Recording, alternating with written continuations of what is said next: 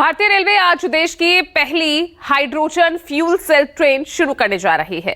प्रधानमंत्री नरेंद्र मोदी हरियाणा के Jind railway station से हाइड्रोजन से चलने वाली इस ट्रेन को हरी झंडी दिखाएंगे और उसके साथ ही भारत उन देशों की सूची में शामिल हो जाएगा जहां हाइड्रोजन फ्यूल सेल ट्रेन का संचालन किया जा रहा है।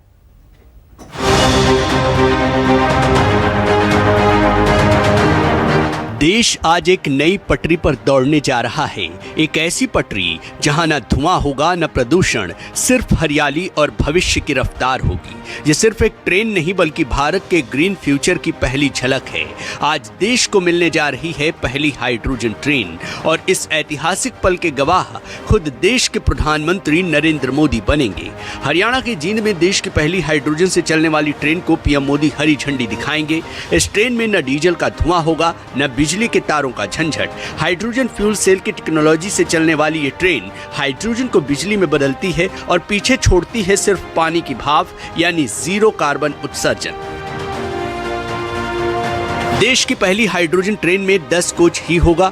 हर कोच में 32 सीटें होंगी। एक सीट पर 3 यात्री बैठ पाएंगे। जानकारी के मुताबिक ट्रेन की बोगियां DMU की तर्ज पर तैयार की गई हैं। एक कोच में करीब 300 यात्री सफर कर सकेंगे। 3200 हार्स पावर की ताकत 1200 kilowatt hydrogen fuel cell system से लैस है। इसकी परिचालन गति 75 किमी प्रति घंटा होगी, जबकि इसकी डिजाइन स्पीड 110 किमी प्रति घंटा है और एक साथ करीब 2600 यात्रियों को लेकर चलने की क्षमता होगी। देश की पहली हाइड्रोजन ट्रेन का शुभारंभ होने के साथ ही भारत अब उन चुनिंदा देशों में शामिल हो गया है जहां हाइड्रोजन ट्रेनें दौड़ रही हैं। नॉन AC कोच के साथ लग्जरी एहसास और आरामदायक सीटें हाइड्रोजन ट्रेन में देखने को मिलेंगी। इसके अलावा पंखे, चार्जिंग सॉकेट और खड़े यात्रियों के लिए खास हैंड ग्रिप की सुविधा भी दी गई है। हाइड्रोजन ट्रेन से यात्रा अब आसान और पर्यावरण के अनुकूल भी बनेगा। जानकारी के मुताबिक हाइड्रोजन ट्रेन से जींद से सोनीपत तक 89 किलोमीटर का सफर करीब 2 घंटे में पूरा होगा, जो 14 स्टेशनों पर रुकती हुई यात्रियों को एक नई और स्वच्छ यात्रा का अनुभव देगी। अब भारत विकास के साथ साथ पर्यावरण की भी रफ्तार बढ़ा रहा है।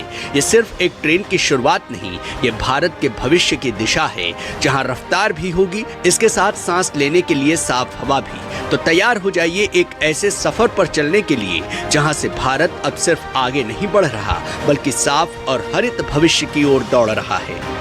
Bureau report, news 24।